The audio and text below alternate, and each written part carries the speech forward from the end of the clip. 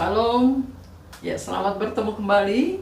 Kita bertemu lagi dalam channel untuk ibadah minggu melalui online ini.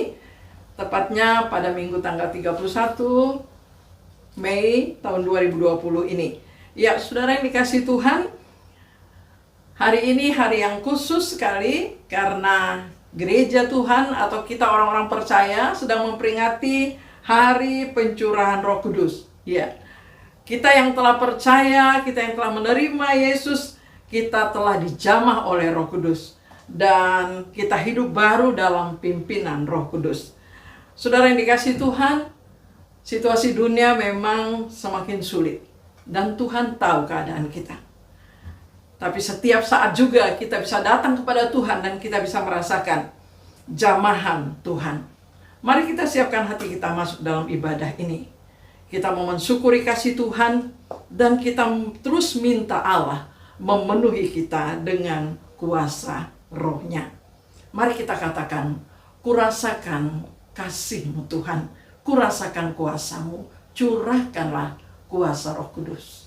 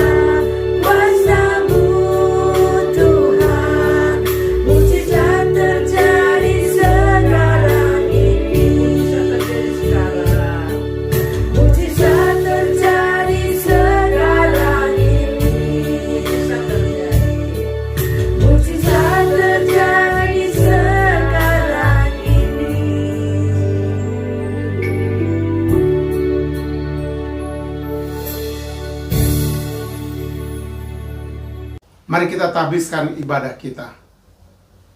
Ibadah pada minggu ini dalam rangka memperingati Hari Pencurahan Roh Kudus. Ibadah ini kami buka kiranya jadi dalam nama Bapa, Anak, dan Roh Kudus. Tuhan memberkati jemaat Tuhan sekalian. Amin. Kita akan membaca nas pembimbing dari Efesus 5 ayat yang ke-18. Dan janganlah kamu mabuk oleh anggur, karena anggur menimbulkan hawa nafsu, tetapi hendaklah kamu penuh dengan roh.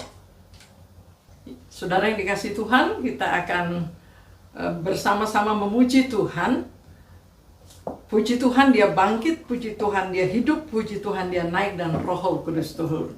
Dan pujian kita akan lanjutkan dengan mengatakan Yesusku luar biasa. Mari saya mengundang kita berdiri dan kita katakan, ku menang bersama Yesus Tuhan, karena Yesusku luar biasa.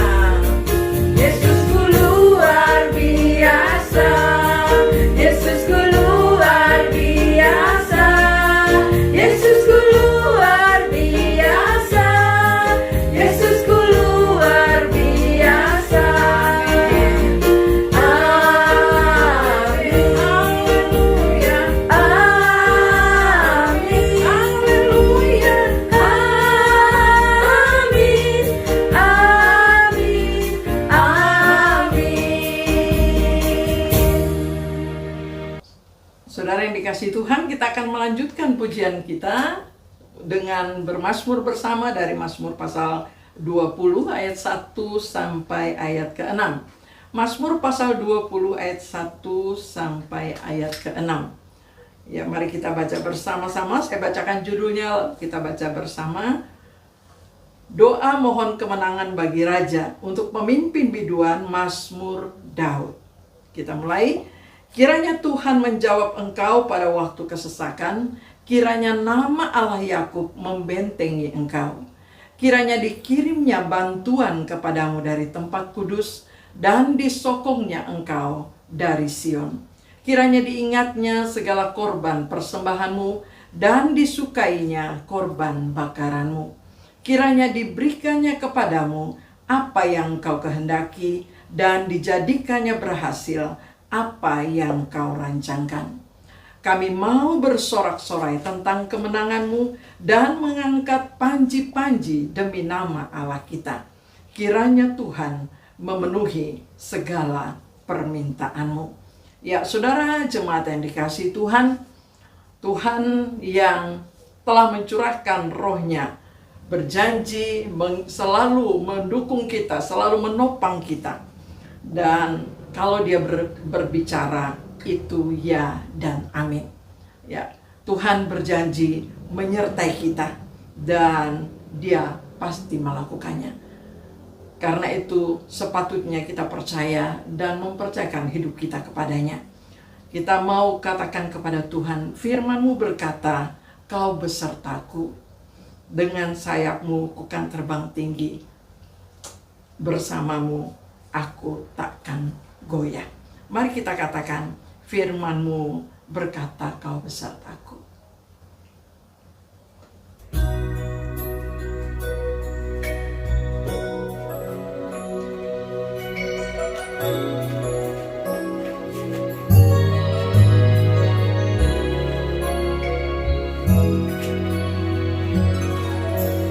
Firman-Mu berkata Kau besertaku, maka kuat roh dan jiwaku. Tangan-Mu Tuhan selalu ku nantikan, di setiap langkah ku percaya.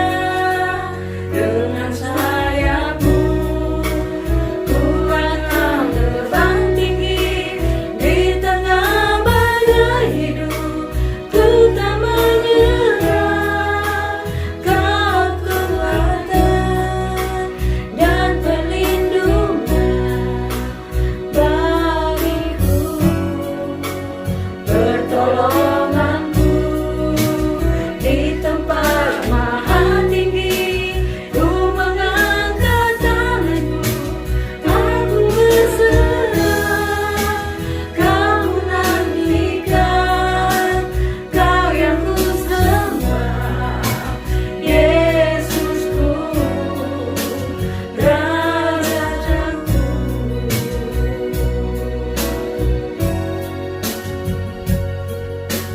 Firman-Mu berkata Kau besertaku,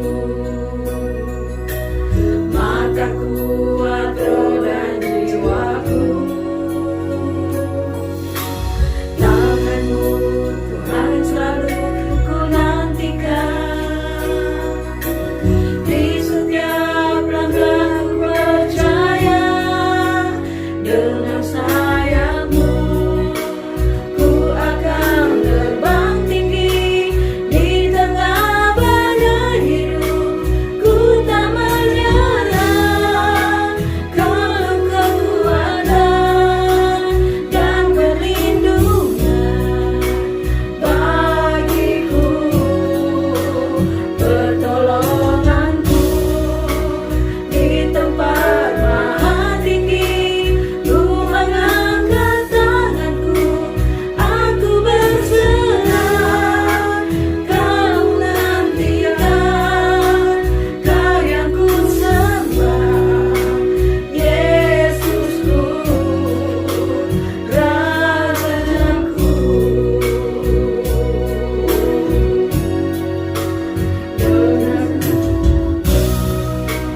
Ku akan terbang tinggi, di tengah badai hidup ku tak menyerah. Kau kekuatan dan perlindungan bagiku, pertolonganku di tempat maha tinggi. Ku mengangkat tanganku, aku berserah. Kau nantikan, Kau yang ku sembah, Yesusku, Rajaku. Aku memujikan besar-Mu. Katakan ajaib Tuhan, Ajaib Tuhan, ajaib Tuhan. aku memuji kebesaran-Mu. Aku memujikan besar-Mu.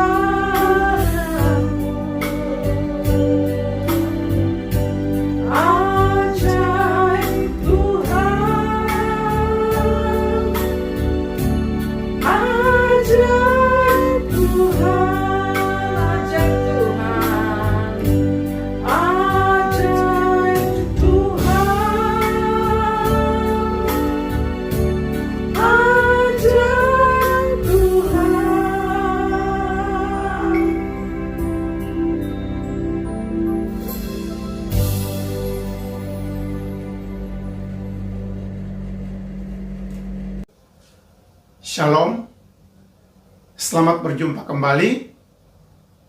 Pada kesempatan hari ini saya mengucapkan selamat hari merayakan pencurahan Roh Kudus, di mana gereja Tuhan di seluruh dunia dapat merayakannya. Untuk itu dalam ibadah hari ini, kita akan mendengarkan firman Tuhan. Di dalam pemberitaan firman Tuhan hari ini, mari kita awali dengan doa bersama-sama. Mari kita berdoa. Bapa di dalam sorga, di hari yang spesial hari ini, hari pencurahan Roh Kudus, di mana umat Tuhan di seluruh dunia dapat merayakan hari yang penting ini, di mana Roh Kudus dicurahkan untuk mengurapi umat Tuhan, gereja Tuhan yang memungkinkan gereja Tuhan lahir. Berkati pemberitaan firman Tuhan pada hari ini, supaya setiap kami yang mengikutinya dapat diberkati oleh Tuhan. Berbicara kepada kami dalam nama Tuhan Yesus kami berdoa. Amin. Baik, kita akan mendasari renungan firman Tuhan hari ini dengan ayat firman Tuhan dalam Kisah Rasul pasal 2 ayat yang pertama hingga ayat yang ke-13. Namun kita hanya membaca beberapa ayat, yaitu ayat pertama hingga ayat yang keempat dan ayat 12 dan 13. Saya akan bacakan. Ketika tiba hari Pentakosta, semua orang percaya berkumpul di satu tempat. Tiba-tiba turunlah dari langit suatu bunyi seperti tiupan angin keras yang memenuhi seluruh rumah di mana mereka duduk. Dan tampaklah kepada mereka lidah-lidah seperti nyala api yang bertebaran dan hinggap pada mereka masing-masing. Maka penuhlah mereka dengan Roh Kudus. Lalu mereka mulai berkata-kata dalam bahasa-bahasa lain, seperti yang diberitakan oleh Roh itu kepada mereka untuk mengatakannya. Ayat yang ke-12 dan 13. Mereka semua tercengang-cengang dan sangat termangu-mangu, sambil berkata, seorang kepada yang lain, apakah artinya ini? Tetapi orang lain menyindir, mereka sedang mabuk oleh anggur manis. Demikian firman Tuhan untuk kita hari ini. Saudara sekalian, kita akan merenungkan bagian firman Tuhan ini di bawah tema dipenuhi Roh Kudus. Dipenuhi Roh Kudus. Saudara sekalian, dalam merayakan hari raya pencurahan Roh Kudus, kalau kita memperhatikan, sebetulnya ada dua hal yang dapat kita perhatikan. Pertama yaitu tentang puncak dari karya Tuhan Yesus. Karya penyelamatan Tuhan Yesus ialah dengan Yesus mati di kayu salib di Golgota. Itu puncak dari karya keselamatan. Sehingga dengan demikian kita memperoleh keselamatan. Yang kedua ialah puncak dari karya di dalam memperlengkapi para murid, di mana Yesus sudah mengajar mendidik para murid. Puncaknya ialah dengan pencurahan Roh Kudus. Di mana dengan pencurahan Roh Kudus, maka murid-murid yang sudah diajar, dilatih, dibina, dapat menjadi saksi Tuhan untuk memberitakan Injil. Nah, itulah sebabnya kita melihat itu merupakan puncak daripada pelayanan Tuhan Yesus, khususnya memperlengkapi para murid. Kita dapat memahami tentang bagaimana cara kerja Roh Kudus. Dalam Perjanjian Lama, Roh Kudus diberikan hanya kepada orang-orang tertentu dalam tugas-tugas tertentu. Misalnya menjadi raja atau seorang nabi. Itu Roh Kudus diberikan. Tetapi setelah selesai itu, maka Roh Kudus akan diangkat kembali. Tetapi kalau kita perhatikan dalam Perjanjian Baru, dengan peristiwa pencurahan Roh Kudus ini, kita memahami bahwa Roh Kudus dicurahkan untuk tinggal bersama-sama dengan para murid, dengan orang percaya, untuk melaksanakan tugas sampai Yesus datang kembali. Jadi Roh Kudus tidak diangkat lagi. Dia tetap berada di bumi bersama gereja Tuhan, bersama orang percaya, untuk melaksanakan karya Tuhan yang agung itu. Itulah sebabnya hari ini kita melihat bagaimana Roh Kudus yang dicurahkan itu untuk memenuhi hati para murid, hati orang percaya. dengan tema tadi, dipenuhi dengan Roh Kudus. Sehingga kita akan melihat bahwa di dalam renungan hari ini kita akan melihat tentang kehidupan orang percaya dipenuhi Roh Kudus. Di situ ada 3 kebenaran yang kita akan belajar hari ini. Kehidupan yang dipenuhi Roh Kudus, ada 3 kebenaran yang kita akan pelajari. Poin yang pertama ialah pekerjaan Tuhan adalah sempurna. Tadi sudah dijelaskan bahwa untuk karya penyelamatan, puncaknya ialah Yesus mati di kayu salib. Tapi untuk memperlengkapi para murid, supaya mereka dapat menjadi saksi Tuhan, puncaknya ialah Roh Kudus dicurahkan atau pencurahan Roh Kudus, supaya memenuhi hati orang percaya atau para murid. Di sini kita melihat tentang karya Tuhan yang sempurna itu, baik untuk karya penyelamatan, tetapi juga untuk karya memperlengkapi para murid supaya untuk menjadi saksi. Karena pencurahan Roh Kudus merupakan kegenapan dari janji Tuhan Yesus sendiri. Kita boleh melihat di dalam Kisah Rasul pasal 1 ayat yang kelima, di situ dikatakan, sebab Yohanes membaptis dengan air, tetapi tidak lama lagi kamu akan dibaptis dengan Roh Kudus. Juga yang kedua, Yesus sampaikan juga dalam Kisah Rasul 1 ayat yang ke-8a, dikatakan, tetapi kamu akan menerima kuasa kalau Roh Kudus turun ke atas kamu. Dalam 2 ayat ini berbicara, pertama, tetapi tidak lama lagi.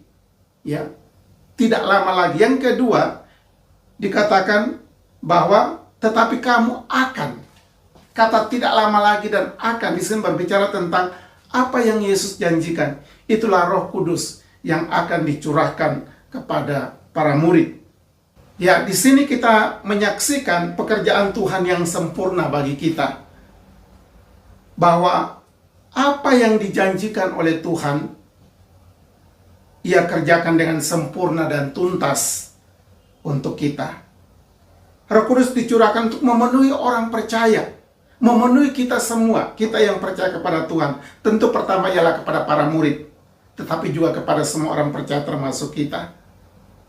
Dan Roh Kudus memenuhi hidup kita, memberikan 2 dampak dalam kehidupan kita. Pertama ialah supaya membuat relasi kita dengan Tuhan semakin intim, semakin baik, semakin terpelihara. Relasi kita dengan Tuhan semakin baik dan terpelihara.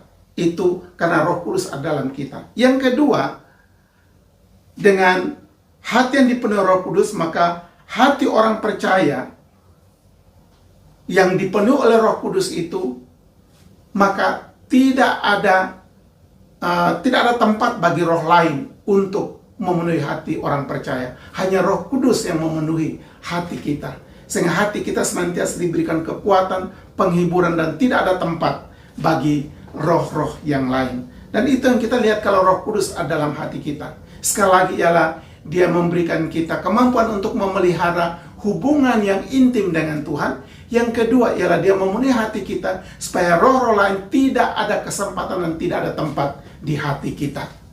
Ya, kebenaran yang kedua yaitu supaya melengkapi orang percaya dengan kuasa.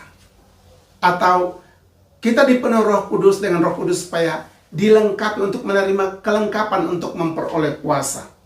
Nah, adapun tujuan para murid dilengkapi dengan kuasa agar supaya mereka dapat memiliki kuasa sama seperti yang dimiliki oleh Tuhan Yesus. Nah, untuk memiliki kuasa itu, itulah perlu mereka diperlengkapi dengan kuasa Roh Kudus. Maka di sini kita melihat pencurahan Roh Kudus untuk memperlengkapi para murid dan orang percaya dengan kuasa. Nah, kalau kita perhatikan para murid, mereka sudah bersama dengan Tuhan Yesus sekitar 3,5 tahun. Namun mereka belum memiliki kuasa yang dimiliki oleh Tuhan Yesus. Kalau kita lihat satu contoh seorang guru, dia hanya bisa mengajarkan para murid supaya mereka bisa juga memiliki pengetahuan seperti yang dimiliki oleh gurunya. Namun kita melihat bagaimana Yesus mengajar, melatih para murid. Dia tidak hanya melatih mereka untuk mengerti dan memahami apa yang dimiliki, pengetahuan dimiliki oleh Yesus, tetapi lebih daripada itu, Yesus memberi mereka kuasa supaya mereka dapat melanjutkan pelayanan. Karena kuasa ini yang sangat penting untuk melanjutkan misi Tuhan Yesus untuk melayani. Nah, kita akan lihat di dalam Alkitab tentang bukti bahwa para murid belum memiliki kuasa yang dimiliki oleh Yesus. Kita lihat di dalam Injil Matius 17. Di situ dikatakan, ada berapa ayat pada waktu seseorang yang mempunyai anak yang sakit ayan, lalu dibawa kepada Tuhan Yesus. Tapi sebelumnya, orang tua daripada anak yang sakit ayan itu berkata kepada Yesus, itu dikatakan di dalam ayat yang ke-16 dari Injil Matius pasal yang ke-17, dikatakan, "Aku sudah membawa kepada murid-muridmu, tetapi mereka tidak dapat menyembuhkannya." Ayat ini menunjukkan bahwa para murid belum memiliki kuasa menyembuhkan seperti yang dimiliki oleh Tuhan Yesus. Itulah sebabnya Yesus katakan dalam ayat yang ke-17 merupakan satu teguran kepada para murid. Dikatakan, maka kata Yesus, "Hai kamu angkatan yang tidak percaya dan yang sesat, berapa lama lagi aku harus tinggal di antara kamu? Berapa lama lagi aku harus sabar terhadap kamu? Bawalah anak itu kemari." Yesus memberikan pernyataan ini merupakan teguran kepada para murid. Dan sesudah itu Yesus mengatakan, "Bawalah anak itu." Dan Alkitab katakan di sini, sesudah itu Yesus menyembuhkan anak yang sakit ayan itu, dan anak itu sembuh. Lalu setelah anak itu sembuh, murid-murid bertanya kepada Yesus pada waktu mereka sendirian. Kalau kita lihat di dalam ayat yang ke-19 dan ayat yang ke-20. Kemudian murid-murid Yesus datang ketika mereka sendirian dengan dia dan bertanyalah mereka, "Mengapa kami tidak dapat mengusir setan itu?" Ia berkata kepada mereka, "Karena kamu kurang percaya. Sebab aku berkata kepadamu, sesungguhnya sekiranya kamu mempunyai iman sebesar biji sesawi saja, kamu dapat berkata kepada gunung ini, 'Pindah dari tempat ini ke sana,' maka gunung ini akan pindah dan tak akan ada yang mustahil bagimu." Saudara, kita melihat di sini tentang perkataan Tuhan Yesus. Di saat murid-murid bertanya kepadanya, "Mengapa kami tidak bisa mengusir setan?" Jelas tadi sudah dikatakan bahwa karena mereka belum memiliki kuasa. Tapi di sini Yesus berbicara satu kata yang menarik, dikatakan, "Karena kamu kurang percaya." Kata kurang percaya di sini itu di dalam bahasa aslinya itu mempunyai pengertian ketidaksetiaan iman, tanpa iman, tidak percaya, miskin iman, atau iman yang sedikit, ya. Nah, ini berbicara tentang kata kurang percaya. Di situ berbicara tentang miskin iman, bahkan tidak ada iman. Jadi itulah sebabnya mereka tidak bisa mengusir setan. Lalu Yesus katakan, seandainya, sekiranya kamu mempunyai iman sebesar biji sesawi, kamu akan dapat memindahkan gunung. Dan di sini kita melihat tentang kata kurang iman dan iman sebesar biji sesawi. Kata kurang iman tadi kita sudah melihat dari pengertian asli bahwa itu seorang yang tanpa iman, ya. Mereka mengikuti Yesus tapi belum punya iman, ya. Sehingga Yesus membawa mereka kepada iman yang sebesar biji sesawi. Apa yang dapat kita lihat? Bukan masalah ukuran iman kecil, tapi kalau kamu mempunyai iman. Jadi di sini antara tidak ada iman, tanpa iman, kemudian Yesus katakan kalau kamu ada iman, walaupun kecil, tapi kalau itu ada, maka kamu dapat memindahkan gunung. Nah, disinilah kita melihat tentang para murid. Sehingga dengan demikian mereka diperlengkapi untuk memiliki kuasa. Dan tidak hanya kuasa, itulah supaya mereka memiliki iman. Karena kita tahu dalam Ibrani 11 ayat 1, iman adalah dasar dari segala sesuatu yang kita harapkan, dan iman adalah dasar dari segala sesuatu yang tidak kita lihat, dan bukti dari segala sesuatu yang kita harapkan. Sehingga dengan iman itu, jadi perlengkapan iman ini Tuhan berikan supaya mereka dapat dipakai oleh Tuhan. Dalam Ibrani 11 ayat 1 dikatakan di situ bahwa iman adalah dasar dari segala sesuatu yang yang kita harapkan dan bukti dari segala sesuatu yang tidak kita lihat. Dengan iman ini, di mana untuk mengerjakan iman ini, maka perlu Roh Kudus dicurahkan supaya mengerjakan iman dalam hidup orang percaya. Sehingga dengan demikian mereka memiliki kuasa, sama seperti dikatakan dalam Injil Matius tadi, untuk dapat melakukan perkara yang besar. Nah, kita melihat bahwa dengan iman itu dapat melakukan perkara yang besar, bahkan lebih besar sebagaimana apa yang dikatakan oleh Tuhan Yesus. Di dalam Injil Yohanes pasal 12 ayat yang kedua, di situ dikatakan, "Aku berkata kepadamu, sesungguhnya barang siapa percaya kepadaku, ia akan melakukan juga pekerjaan-pekerjaan yang aku lakukan, bahkan pekerjaan-pekerjaan yang lebih besar daripada itu." Nah, di sini kita melihat bahwa para murid diperlengkapi dengan kuasa supaya mereka memiliki iman di dalam Yesus, sehingga dengan iman itu mereka dapat melakukan perkara-perkara yang besar. Bahkan Yesus katakan lebih besar daripada yang Yesus lakukan. Kita dapat melihat bukti bahwa itulah sebabnya para murid juga melakukan mujizat. Dalam Kisah Rasul pasal 3 di situ disebutkan tentang Petrus menyembuhkan orang lumpuh di pintu Elok. Jadi kita melihat kehidupan para rasul di sini. Mereka dipakai untuk melakukan perkara-perkara yang lebih besar. Bahkan mereka lebih luas jangkauan penginjilan yang mereka lakukan oleh karena memiliki kuasa yang dari Tuhan. Kebenaran yang ketiga ialah bahwa kalau hidup yang dipenuhi Roh Kudus, maka kita akan dimampukan untuk memberitakan Injil. Ya, kebenaran yang ketiga yaitu memberitakan Injil. Orang yang dipenuhi Roh Kudus pasti akan memiliki keberanian untuk memberitakan Injil. Sama seperti yang dialami oleh para murid. Pencurahan Roh Kudus, di mana para murid mengalami pengurapan Roh Kudus, memberikan keberanian, kuasa, dan wibawa, yaitu wibawa rohani, sehingga mereka dapat pergi sebagai rasul untuk memberitakan Injil. Pemberitaan Injil ini menjadi tugas yang sangat penting, ya. Maka ini perlu diperlengkapi, karena kita melihat bahwa berita terakhir yang Yesus sampaikan kepada para murid sebelum dia terangkat ke sorga ialah pergi memberitakan Injil. Itu berarti bahwa tugas ini begitu penting, sehingga mereka perlu diperlengkapi. Dan perlengkapan rohani dalam bagian ketiga ini kita melihat, itulah Tuhan memberikan keberanian, kuasa, wibawa kepada para murid untuk memberitakan Injil. Nah, kita melihat tentang para rasul yang telah membuktikan diri ini dalam tugas memberitakan Injil.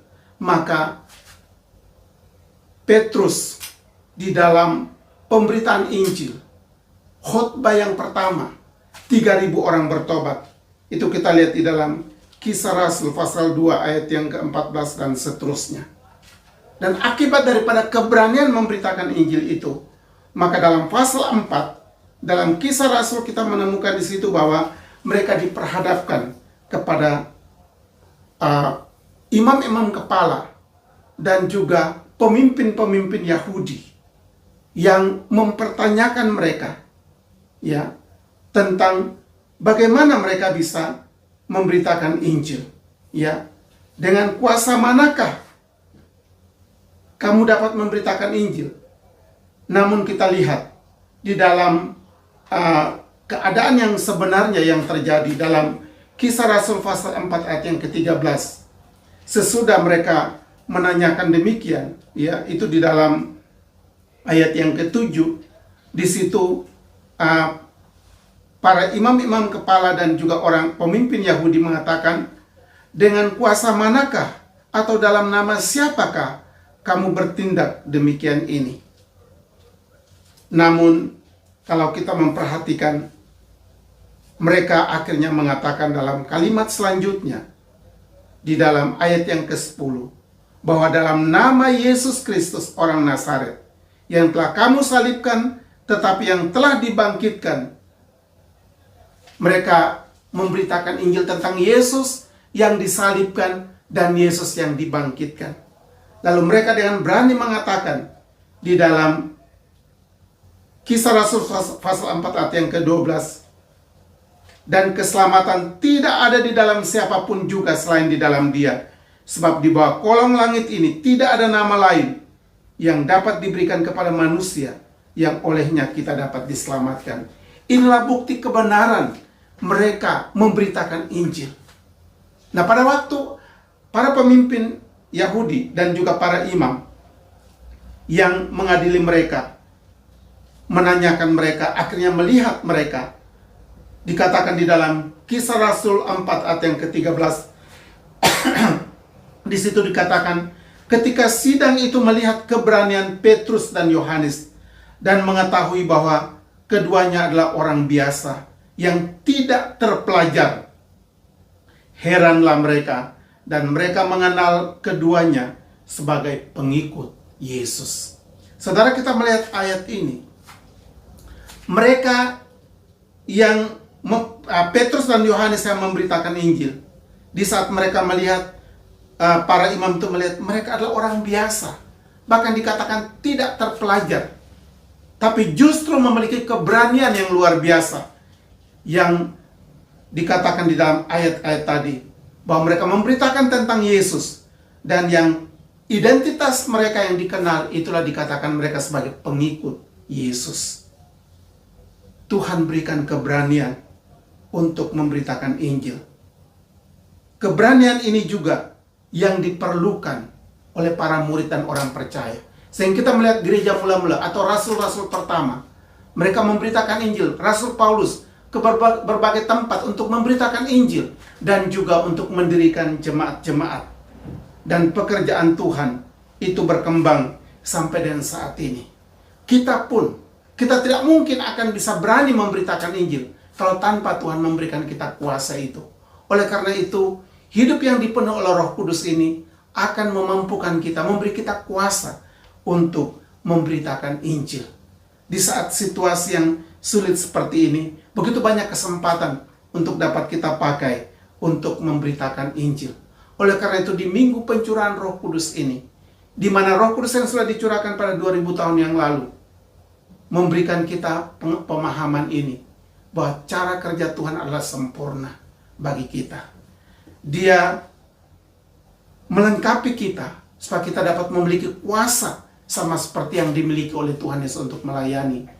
Kemudian dia juga memperlengkapi kita untuk memberitakan Injil. Kesimpulan kita, bahwa Roh Kudus yang telah dicurahkan itu masih ada sampai dengan saat ini. Ia menyertai kita, ia menghibur, mendorong dan memberi semangat baru, serta membuka jalan bagi kita dalam kehidupan pribadi dan pelayanan kita. Roh Kudus bekerja dengan sempurna dalam kita.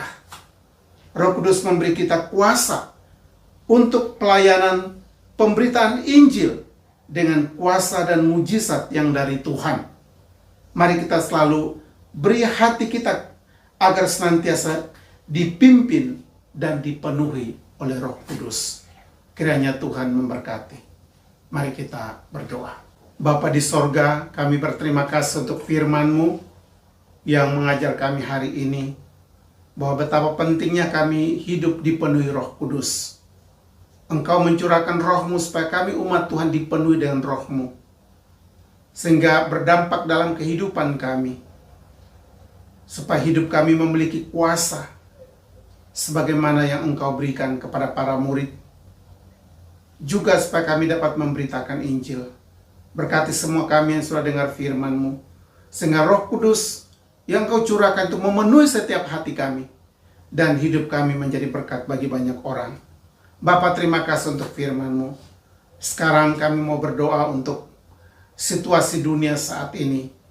Pertama, kami doakan untuk situasi wabah penyakit yaitu COVID-19 yang sedang mewabah di seluruh dunia. Kami doakan supaya Tuhan memberkati di tiap-tiap negara yang mengalami penyakit ini, di mana mereka berjuang untuk merawat para pasien di negaranya, tetapi juga ekonomi negara yang begitu berdampak. Sehingga kami berdoa supaya Tuhan tolong. Dan Tuhan tolong juga supaya dapat menemukan obat atau vaksin yang tepat, sehingga dapat mengobati penyakit ini sehingga segera bisa berlalu. Kami juga doakan untuk para pemerintah yang memberikan peraturan-peraturan supaya rakyat dapat menaati untuk memutus rantai penyebaran COVID ini, supaya Tuhan tolong sehingga para rakyat juga dapat menaati peraturan pemerintah yang ada. Khususnya juga bagi kami yang ada di Hong Kong ini, supaya Tuhan juga memberkati.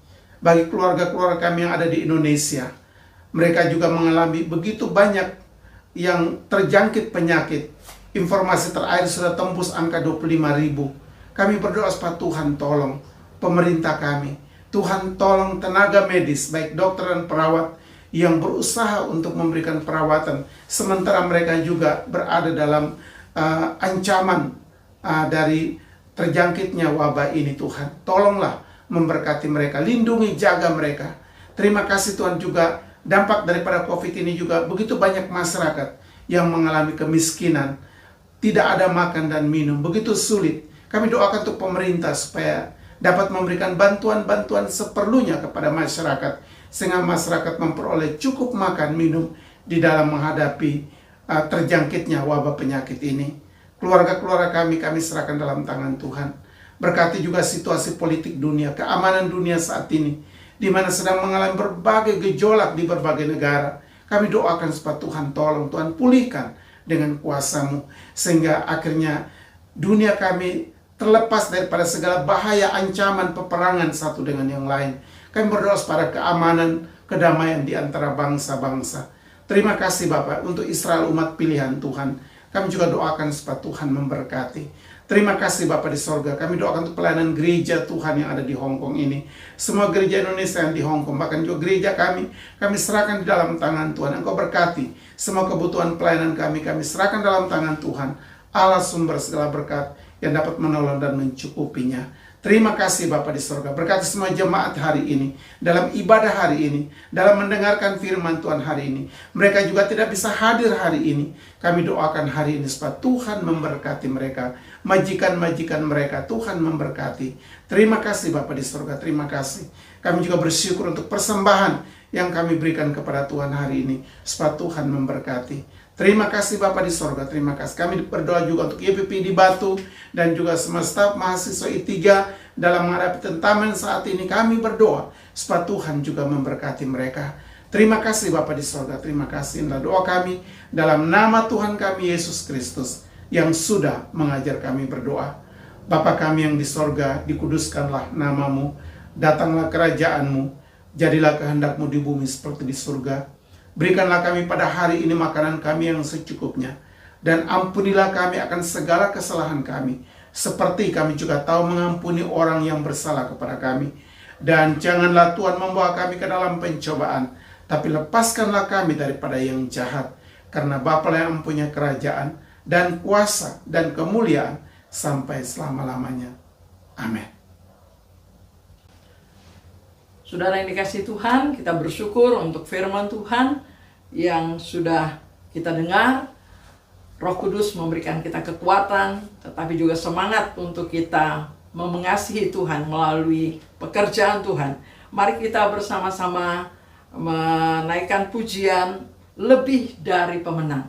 Ya, pujian ini akan mengiringi di mana kita akan memberikan persembahan, tetapi juga sekaligus menjadi satu pesan di mana kita mau pulang sebagai orang yang lebih dari pemenang. Ya, dikatakan dalam refnya, haleluya, kibarkanlah pancinya. Itulah tugas kita. Dan roh Allah yang telah diberikan itu menyertai kita. Mari kita katakan lebih dari pemenang.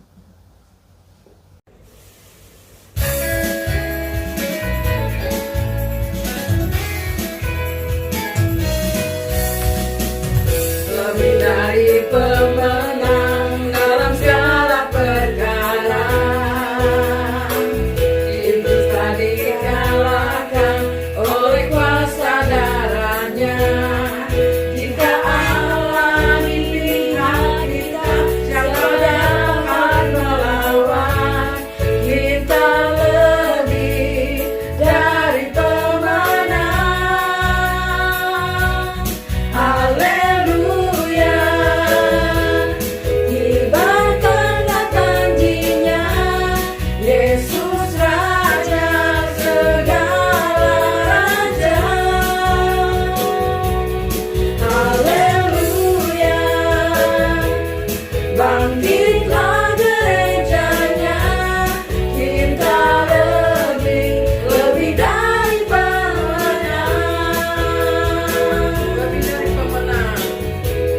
lebih dari pemenang dalam segala perkara. Iblis telah dikalahkan oleh kuasa darahnya. Jika Allah di pihak kita, siapa dapat melawan? Kita lebih dari pemenang. Haleluya, kibarkanlah panjinya, Yesus Raja segala raja.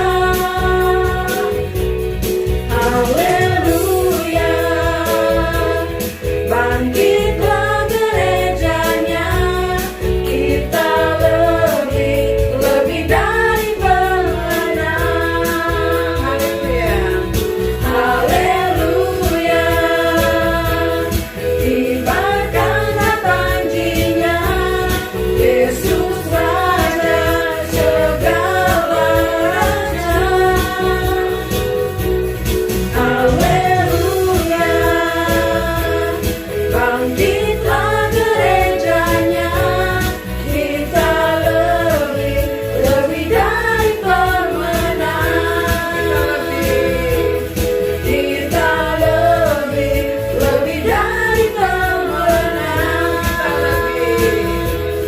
Kita lebih dari pemenang.